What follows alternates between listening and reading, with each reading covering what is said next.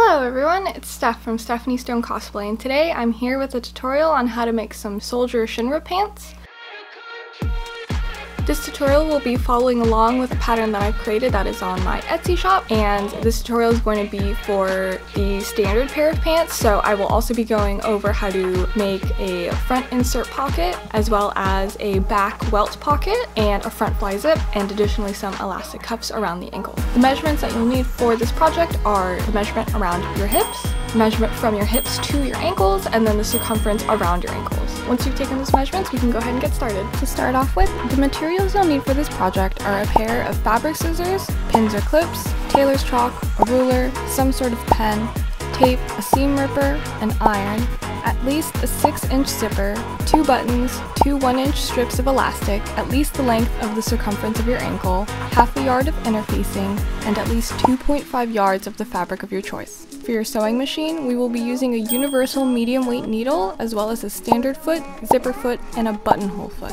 For the first step, you will want to print out everything from the pattern PDF and read through the instructions included there. We are going to cut out the pattern pieces and tape the corresponding pieces together to form entire pattern pieces, as you can see here, minus the pattern for the pants themselves, which I have set aside over here. I have already used this pattern for some commissions, which is why some of the patterns are cut into beyond the outline of them, and over here, I accidentally printed a sheet double-sided, but didn't want to waste the paper, so I just taped the excess that was necessary for the backside, which is a shape and placement template for a pre-existing piece. Moving on to the pants pattern, this is how it looks when you extend the current pattern for a larger size. The default hip measurement of the pattern is 34 inches, so if you are making bigger pants, you would just add the appropriate amount of inches between. So, for example, for making a size 36-inch pant, you would add 2 inches. The length is also 34 inches, so if you need to lengthen it, you would add the appropriate length. Here is a quick time lapse of myself cutting out the pre-existing tape and remeasuring the appropriate distance for the new pants we are going to make. Once that's done, you can go ahead and move on to tracing each of the pattern pieces onto your fabric. For this specific commission, I was asked to make the pants in black, although the default is dark blue, so I apologize if it's a little hard to see. Make sure to pay attention to the instructions and number of pieces for each pattern you need to cut out. For example, there are 7 belt loops to cut out, so make sure to cut the right amount. For the pant legs themselves, follow the guideline for the front pockets printed on a separate page. Also, for the pant cuffs, measure the length of the bottom of the pant leg and multiply it by 2. That number will be how long you need to extend your pant cuff pattern. Once you are finished cutting out the fabric, don't forget to cut out the interfacing. You will need interfacing for a total of 5 pieces of fabric, 1 for the zipper fly facing, 2 for the welt pocket facing, and 2 for the back pocket flap. You'll notice here that I have already cut out some of the seam allowance off of the patterns. You can go ahead and do the same here, because with the interfacing, we don't need any on the seam allowance, so we just need the pattern without it. Go ahead and lay out your interfacing fabric, then trace and cut out your patterns. As a note, make sure that you are cutting your zipper fly interfacing out to be attached on the appropriate side of your zipper fly. Next, we will be attaching our interfacing to our fabric. Follow the instructions on the interfacing you have purchased in order to attach it to your fabric. For me, I also required a spray bottle and a press cloth. Once you are all done attaching them, now is a good time to go through all your pieces and press them so that they're nice and flat. This makes your work easier and look much better down the road. To start with the construction of the pants, we will be sewing the front insert pockets. Your pant front legs should look like these with the additional cuts in them, and we will need the pocket facing and the pocket front pieces.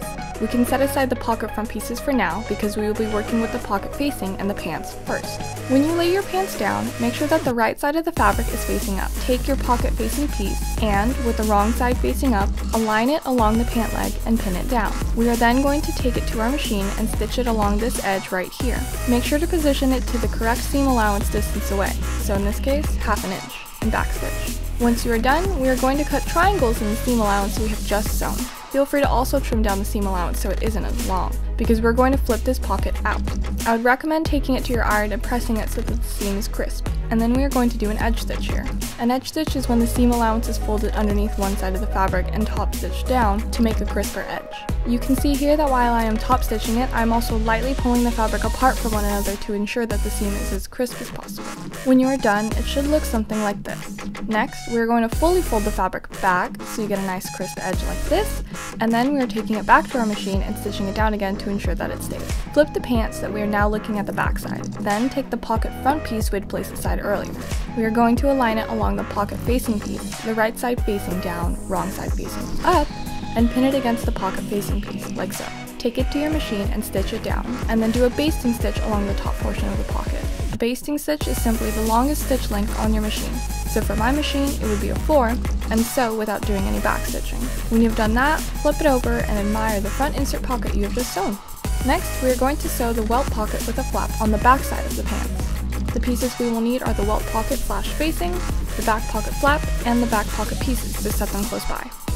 To begin, take your pant leg right side facing up and the placement guide for the back pocket, and align the placement guide on top of the pant leg.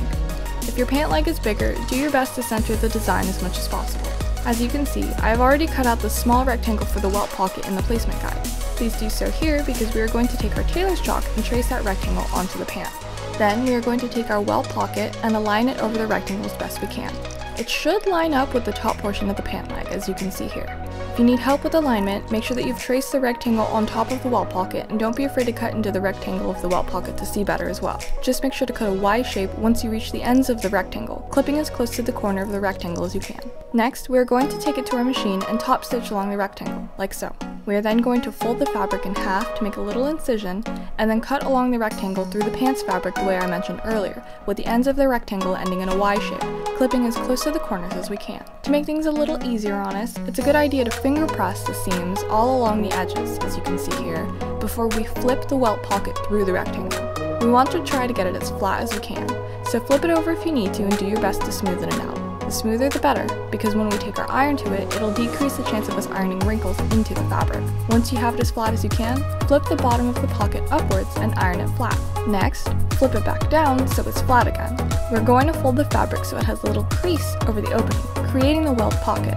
You only have to fold it just enough to cover the rectangle opening. The smaller it is, the better. Finger press it down so that it stays, and then iron it over again to keep it crisp. We will now be working with our back pocket flap, or our welt pocket flap. As you can see here, I have clipped together two pieces of the flaps together, one piece with interfacing and one without. Make sure the right sides of the fabric are facing each other, and then we can take it to our machine. The nifty part here is that since the interfacing is the shape of the pocket without seam allowance, we can go ahead and use it as a guideline for where to stitch. Make sure to stitch down both of the short sides of the flap and the point, but not the top portion, because that's how we will flip these flaps inside out. Take your scissors, and we are now going to cut down the seam allowance so it isn't as bulky, as well as cut the corners so that it's easier to turn them out. Don't trim the top portion of the flap, however, because it will come in handy later. When you flip it right side out, do your best to push out the corners as much as possible, and you should get something like this. Take it back to your ironing board and iron it as flat as you can. Fun fact, if you are a stickler for detail, this would be the part to add some extra decorative stitching to the pocket flap. With that done, we are now going to return to the pant leg. Lay it down with the right side facing up so that we can see our lovely welt pocket. We are now going to slide in this pocket flap into the welt pocket until there is about 1 inch on each side of the visible pocket flap. To make sure, you can always grab your placement guide and make sure you have the correct amount of the flap peeking out. If you flip down the top of the pant, you should see the seam allowance from the pocket flap. We can go ahead and pin the pocket flap down to ensure that it doesn't shift, and then we're going to sew along the short sides of the pocket as well as the top of the pocket flap to keep it in place like so. At this portion of construction, this is also the part where it is important that you do not fold your welt pocket up too high and folded it just enough to cover the rectangle. If you folded your welt pocket a little too high above the rectangle piece, it's likely that you will sew the entire pocket shut and you will have to seam rip the welt pocket to refold it lower. Once your back pocket flap has been sewn down, your pant pocket should look something like this. Almost done. Flip your pants onto the back side and feel free to clip the excess welt pocket fabric at the top. But make sure to leave at least 1 inch of fabric to work with, however, because we will be attaching something here. Take the back pocket piece that we had set aside and align one end along the bottom edge of the welt pocket, the side that we had not cut. It may be a little bit wider, but center the pieces to the best of your ability. Flip it together, and then we are going to take it to our machine to sew it down. Once that's done, feel free to finish the edges if you would like, with a zigzag stitch or serger, and then fold the back pocket piece up to align the edge along with the top edge of the welt pocket, the side that we had cut. Just like before, pin the edges together and sew it down. When you have finished that, all that is left to do is to sew the sides of the pocket shut. Go ahead and do that, and feel free to trim any excess fabric along the sides as well. Turn the leg back around and admire the lovely handy back pocket you've just sewn. If you would like to insert a buttonhole at this point in time, this is when I would do it. But, to be honest, it would be easiest to do before you attach the flap to the pant. For my machine, this is the buttonhole foot it came with, so this is the one I'm going to use. I will take the button that I plan to hand sew to the pants later, this little one here. I'll have a link to these buttons in the description, and I will place it in my buttonhole foot. For the ShinRa brand buttonhole foots, I would push this little lever here up so that the portion at the top here lengthens, and then this is where the button will sit. Make sure it lies flat and snug, and with that, we can now swap our sewing machine foot out for the buttonhole foot. On my machine, I have the buttonhole stitch, which I will set it to, as well as the buttonhole length, so I will set it to that as well. For the other stitch options that I failed to catch on camera, my stitch width I have set to 3, and the same for my thread tension. Since the machine will be doing a little bit of a tight stitch, it's a good idea to lower the thread tension a little bit to give it some leeway. Next, on my machine, there is a little lever specifically for sewing buttonholes. It isn't quite visible at this angle, but when I pull it down here, you can see it. Make sure you pull it down all the way until it clicks, and then push it forward to set it. Once you hear it click into place, the machine is ready to start sewing a buttonhole. We can now take our pocket flap and mark where we want our buttonhole to be. I have eyeballed a mark about 1/4 of an inch away from the edge, centered on the point of the flap. If you are doing a design stitch, I would aim a little higher up. Once you have that mark, bring your flap to the machine and center the mark we have made over the little slot where the needle will hit. Set the sewing foot down and start sewing. The machine will automatically sew the buttonhole for you, and as it reaches the back length of the buttonhole, you will see the lever on the foot will push against the lever on the machine, and you will hear a click. Your sewing machine should start sewing back to the beginning, and once the position of the buttonhole foot has reset, you can now take it off of the machine, and you should have something that looks like this. Feel free to trim any extra bits of thread, and then we are going to take our seam ripper and carefully cut open this buttonhole. Do your best to cut as close to the edge of the buttonhole as possible, but don't rip the edges. If you need to, place a pin along the edge so that your needle doesn't go all the way through. One last tip. When you are attaching your button, I would recommend using chalk to mark the top and bottom portion of your buttonhole to ensure that you are sewing the button as centered as possible. With the front and back pockets all sewn down, we can now begin assembling the pants. Take your respective pant pieces and fold them on top of each other, like so, and then we are going to clip the outer edge of the pant together. After you have clipped them, run the pants through your machine with a regular stitch, and then when you finish that, I like to go back and do a quick zigzag stitch to finish up my edges so that they don't fray. Alternatively, if you have a serger, you can use that as well. Next up, lay your pants flat on your ironing board with the right side facing up.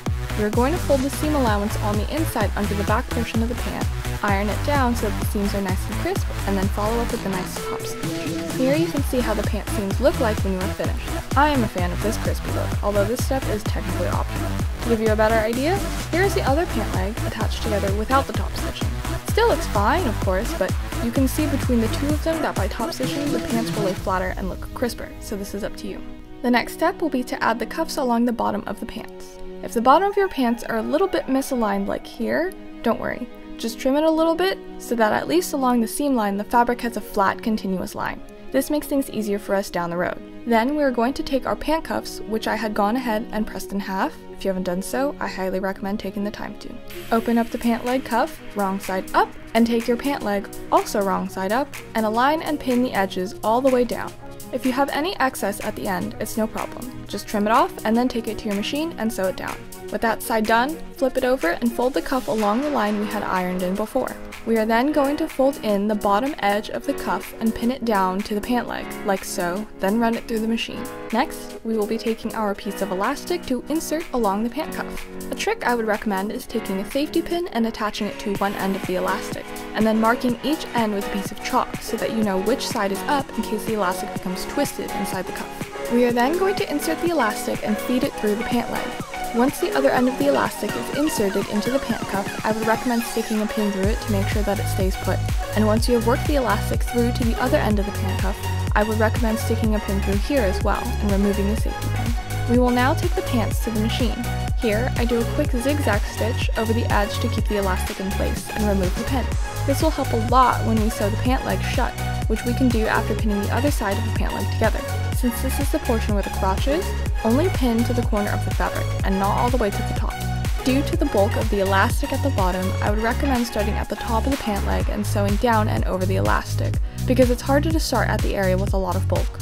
Once you've finished both pant legs, it's now time to sew them together to form a pair of pants. Take one of your pant legs and flip it so that it is now right side out. Then, insert it into the other pant leg that is still wrong side out, or inside out. Align the pant legs along the inner seam of the pants here, clip it, and then clip the back portion of the pants together. When it comes to the front portion of the pants, take your fly facing and align it along the edge. Mark the bottom of where the fly facing ends on the pant leg with some chalk. We will pin up until that point, but make sure not to sew past that point. Take the pants to your machine and sew it down, connecting the legs together just before the point. It'll be easier on you to stop just shy of the point and have to make a couple stitches up than have to undo and redo the stitching later on. I take it back to the top and run a quick zigzag stitch along the edges to prevent fraying, and then, once you've finished, you can now flip the pants so that they are completely right side out. Take a second to admire your work because we're getting close to finishing. Now that the pant cuffs are done, the back pockets are just about done minus the buttons, and the front inserted pockets are done, we just need to install the zipper and finish the waistband. For the zipper, you will need the two respective fabric pieces, the fly facing and the fly guard, in addition to a 6-inch zipper. The zipper can be longer, but it can't be any shorter, so even if you have a 7 or 9-inch zipper laying around, those will work as well. Starting with the fly facing piece, along the curved edge of the fabric here, we are going to fold the fabric about 1/8 of an inch in and pin it. If you're not comfortable with eyeballing it, you can always run a basting stitch down 1/8 of an inch away to give yourself a guideline. When you get to the curved portion of the piece, don't be afraid to clip the fabric a little bit as well to make it easier on yourself to pin along the curve. We will now take it to our machine and carefully stitch along the edge, taking out the pins as we go. When that is done, we'll now go back to the pants and pick up the right side of the pants. We want to align the fly facing to the edge of the pant, right side to right side, clip it down, and then take it to your machine. When you sew the fly facing down, if you've sewn the pants together enough, the fly facing should end right where the rest of the pants are sewn together. Once the fly facing is attached, flip it so that the seam allowance is now on the inside of the pant. Fold the seam allowance underneath the fly facing we just attached so that the seam goes to the left. And then we're going to go ahead and press it flat with our iron and then stitch it down, like so. Next up, we are going to take our zipper and align it along where we just stitched. We don't want the top of the zipper to line up exactly with the top of the pants because we want there to be a bit of room for when we put in the waistband. So align it about 1/2 inch or so down. You'll see that the zipper extends past the bottom of the fly facing. This is fine. Fold the zipper up to make sure you see where the fly facing ends, then make a mark about 1/2 inch up from that spot on your zipper. We are then hand sewing around the portion of the zipper that we had marked with chalk. The point of this is that we are creating our own zipper stop, so wind around the zipper teeth a couple times here and then tie it off.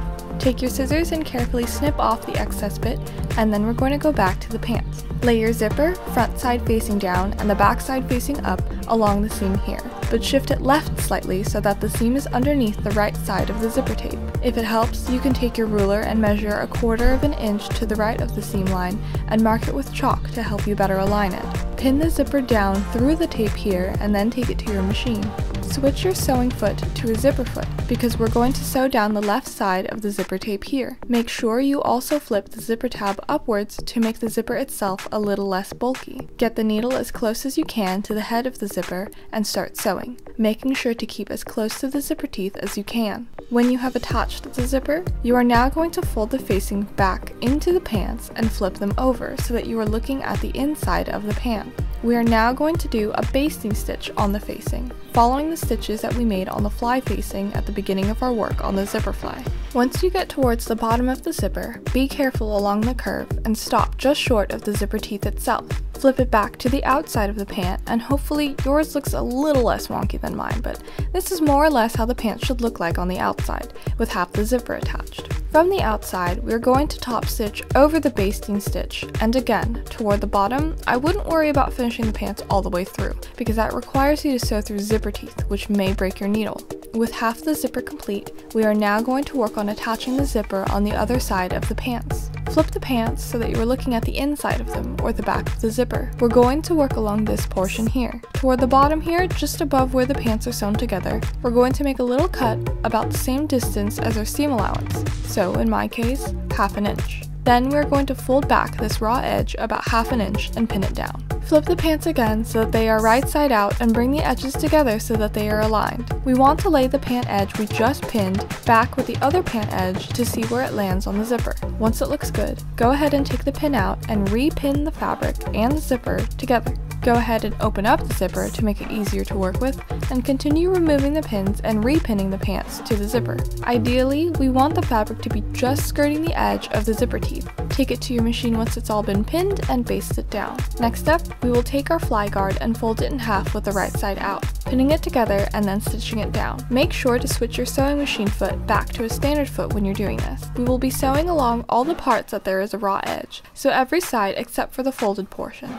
like so. When it has been sewn in half, lay it so that the curved side is on the right, and from the straight edge, measure about 5/8 of an inch out and mark the line with your chalk. Take the fly guard to your pants and align the chalk line we just drew along the zipper teeth we just sewed down. Make sure the top edges are aligned, then pin and sew the fly guard down. Only one more thing left for the zipper. Flip the pants back so that we're looking at the inside. Right here, where the fly guard and the fly facing meet, we're going to hand sew them together in a way similar to how we sewed the zipper. Take your needle and go through the fabrics a handful of times until you think it is secure, then go ahead and tie it off. Flip your pants back around and admire your work. The front fly zipper is now installed. The last portion that we need to do in order to finish these pants is attach the waistband, which, similar to the pant cuffs, I have ironed in half so it has a crease. Unzip the pants and flip them inside out. Attaching the waistband will be very similar to attaching the pant cuffs. Open the waistband up, wrong side up, and align the waistband to the edge of the pants. The only difference here is we want to make sure there is a little bit of excess on the edge of the pants, and the reason for it is because we are going to fold in the raw hem and then fold the waistband in half.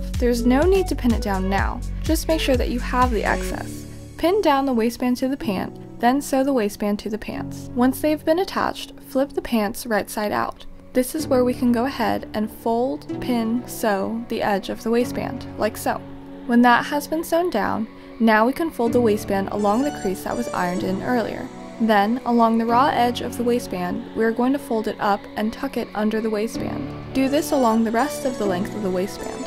When we sew it down, we want to start up here, along the edge, and then continue down and along the waistband. Do your best to keep it as even as possible, and when you get near the end, if it has folded a little weirdly like mine has, just tuck the excess fabric into the waistband and sew it shut. That's it for the waistband, so the last bit we will be sewing down are the belt loops. There should be 7 of them total. There are a couple different ways to tackle belt loops, but the way I'm doing them here is by just folding them in thirds and clipping the ends together, then ironing them down so they have crease guidelines. Going back to the pants, we will now be placing the belt loops. On the front and back guidelines included in the pattern, I included suggestions for the belt loop placements, but I will also be going over them here. 2 are right here, in front of the front-facing pockets, so we can go ahead and pin them down. Make sure to fold the edge of the belt loop when you pin it down as well. On the back, there is 1 belt loop on the center back seam. The other pair will be centered over the back flap pocket, and the last pair is right next to the side seam of the pant. I recommend also putting a pin in the middle of the belt loops to pin them to the waistband.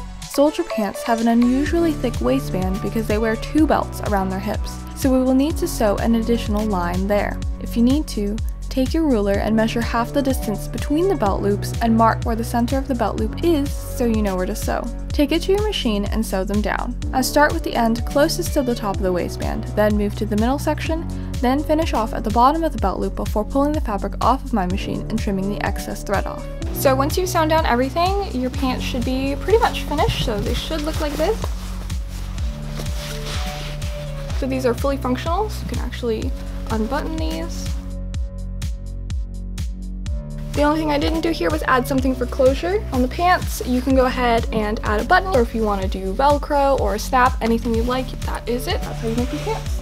In my Etsy shop, I also have a simplified version of these pants as well that doesn't include the front inserted pocket, the front fly zip, or the back pocket. It's more so designed to be just the pants, and ideally you would insert just a side zip and you would have a similar silhouette for the pants, but it wouldn't have all the functioning parts to it. If you guys would like to see a tutorial on that, let me know. Hopefully this video was super useful for you if you wanted to make soldier pants for yourself. And if you have any other additional questions, comments, concerns, or anything, make sure to let me know in the comments down below. If you're new here, make sure to subscribe, give me a thumbs up on this video if you found it helpful. Thank you all so much for watching, and I'll catch you in the next video. Bye-bye.